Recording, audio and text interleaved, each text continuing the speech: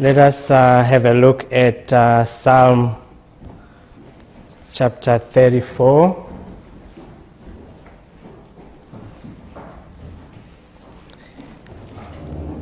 We'll read from verse 1.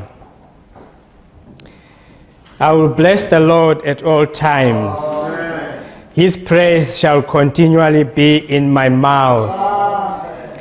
My soul shall make her boast in the Lord. Amen.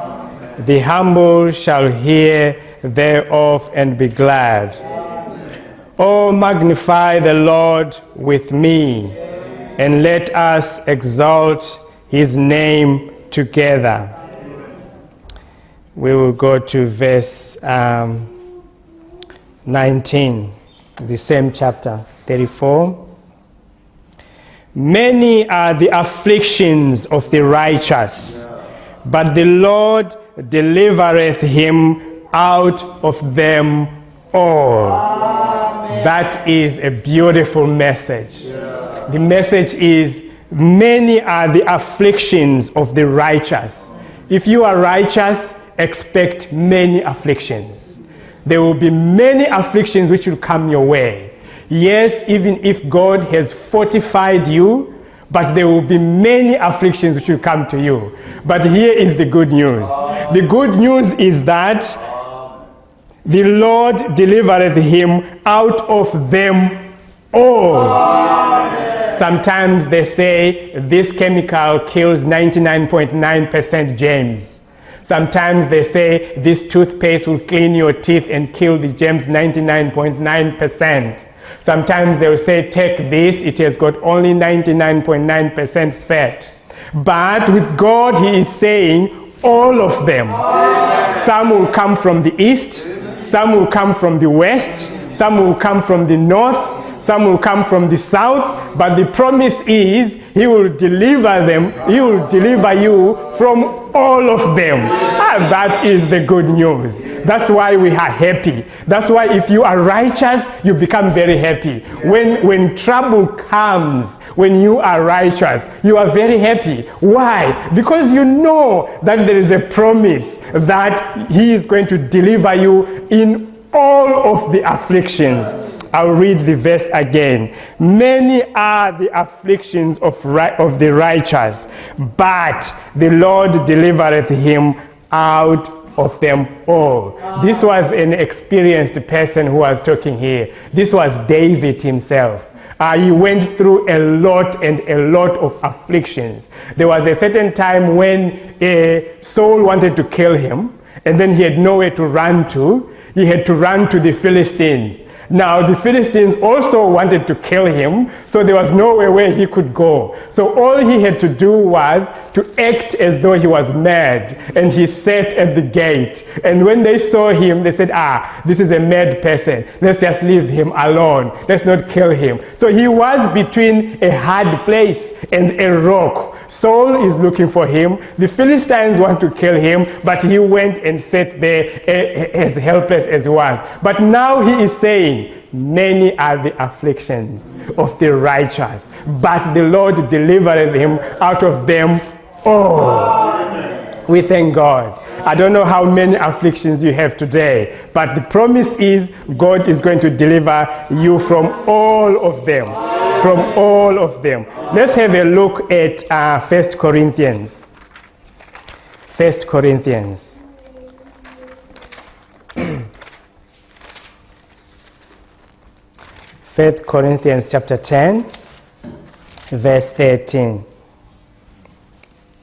There hath no temptation taken you, but such as is common to men.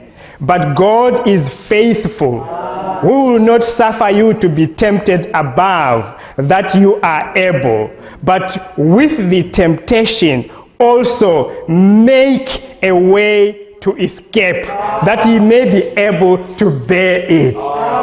In Psalm, David is telling us that he will deliver. He's not saying you will deliver yourself. No, because sometimes when you are in trouble, sometimes when you are in turmoil, you look at the resources which you have. You look at, what do I have? If it is a problem which involves money, if it is a problem which involves health, if it is a problem which involves sin, you look inside you. You look at what do I have to deliver myself. But God is saying, through David, he's saying he will deliver you. The person who delivers is not you. You know, if you are in trouble and they are sending the fire brigade, the reason why you're going to be delivered is not because you are able to swim. It's not because you are able to climb up that cliff where you fall from. No, the reason why you will be delivered is because of the deliverer.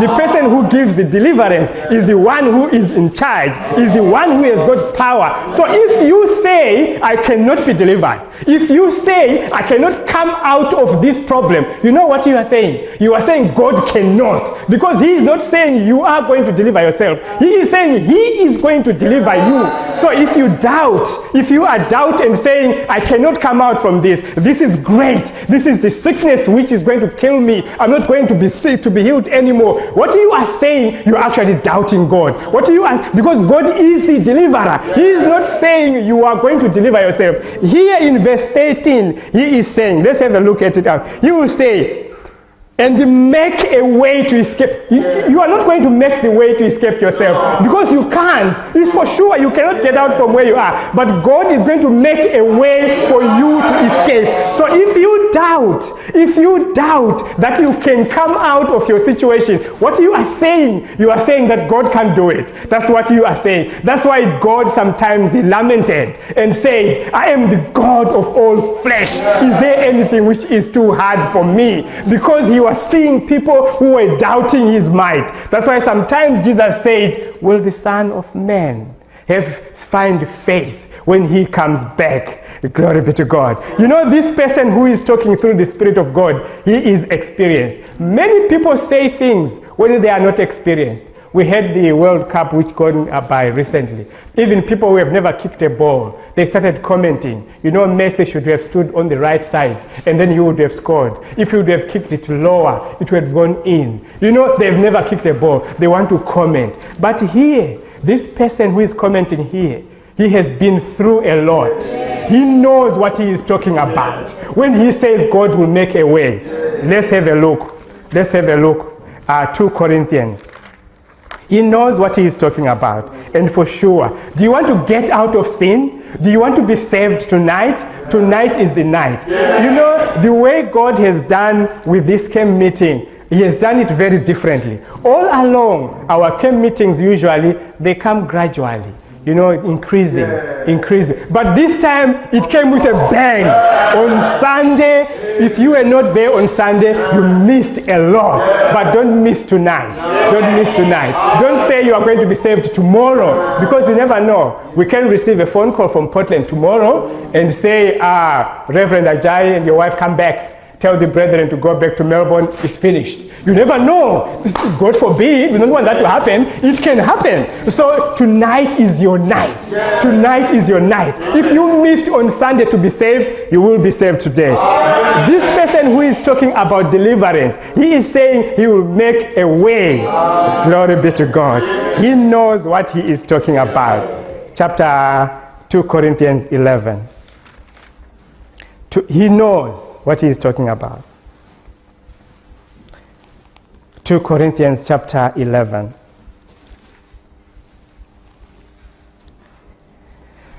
Verse 23. If we are there, I'll read. Are they ministers of Christ? I speak as a fool.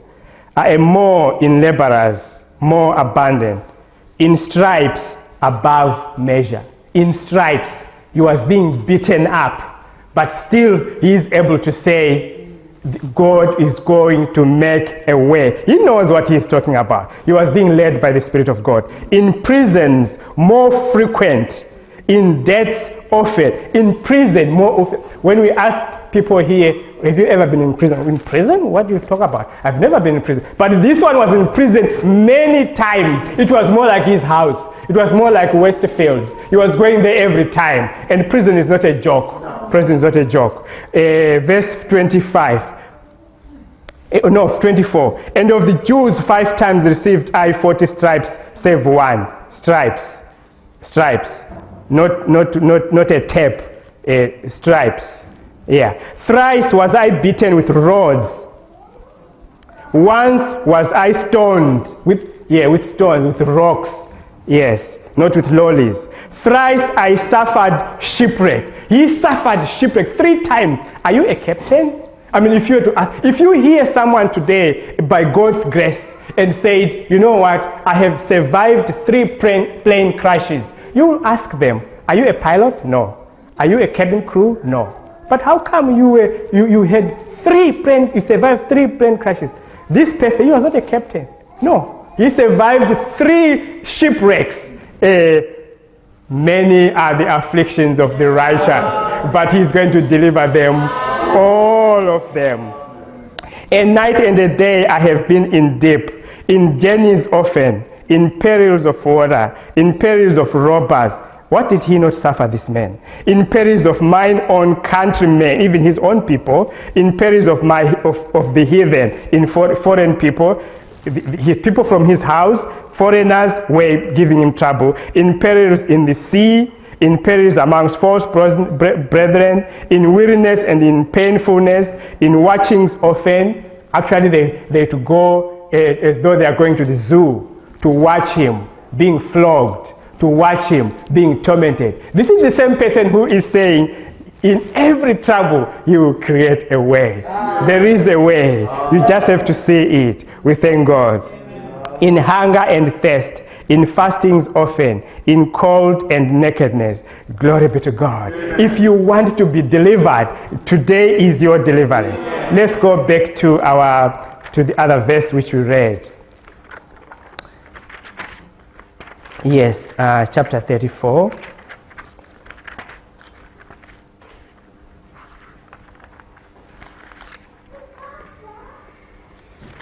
Yes, verse 34. And many are the afflictions of the righteous, but the Lord delivereth him out of them all. He keepeth all his bones, not one of them. You know, when he was writing verse 19, he was seeing Paul being delivered. He was seeing the righteous being delivered. He was seeing you being delivered. You know, this is a poem.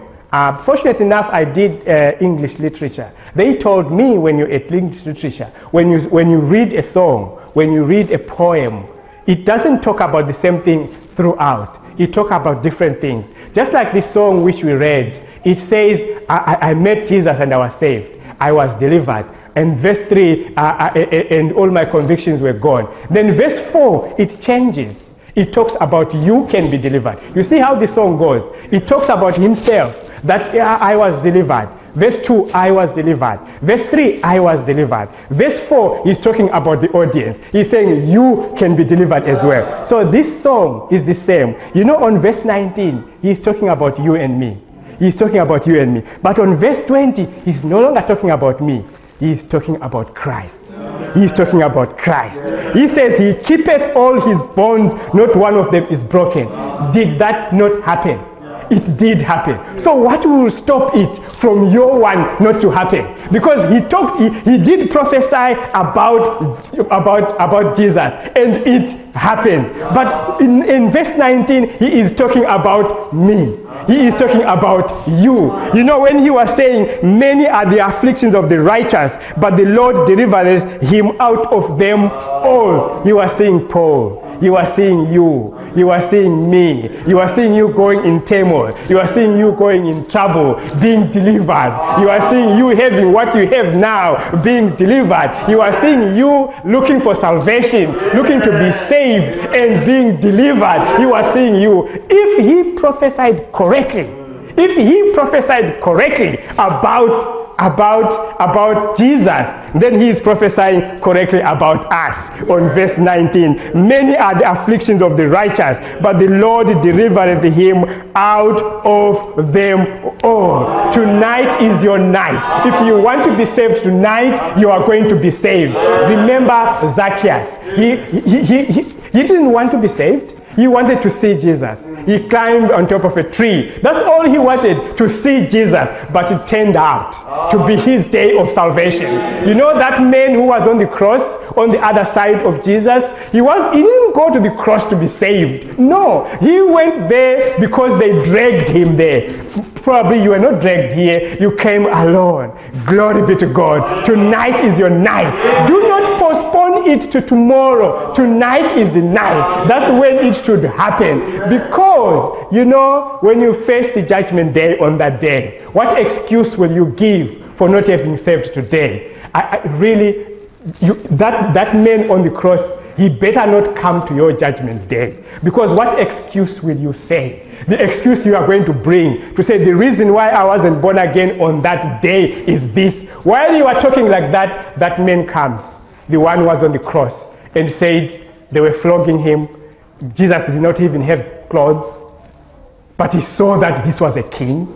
The Jews, everyone was saying, this is not a king. They say, oh, no, he said he's a king. We didn't say he's a king. But he was on the cross, he was on the nails, but he managed to see Jesus and was saved. So if you are not going to be saved today, on the judgment day, what excuse will you give? As though on that day, what if they don't even give you this man? They just give you Caleb. He couldn't go to Canaan, not because of him, but because of other people. He had to wait for them. And then 40 years came. And then he didn't say, no, what God, I should have gone to Canaan when I was 40 years. I should have gone there. Now I'm 8 years, I don't want to. He went and took Canaan after 40 years. So when you get to the judgment day, what excuse will you give for not having been saved today? I know the preacher wasn't preaching well. I couldn't hear the preacher properly. But on that day, that person on the cross did not have a preacher. The Jesus who was there was bashed. He was not even wearing a suit. I'm wearing a suit. He was wearing pants. Not the bonds which we buy at Kmart. No, you know what I'm talking about. But he looked at him and he saw Christ and he said, when you come back, remember me into your kingdom. And then what did he went further and rebuked his friend. So don't talk like that. He started testifying. Some people have been saved, they've never testified. Tomorrow is your day to testify. But today is your day of salvation. Glory be to God.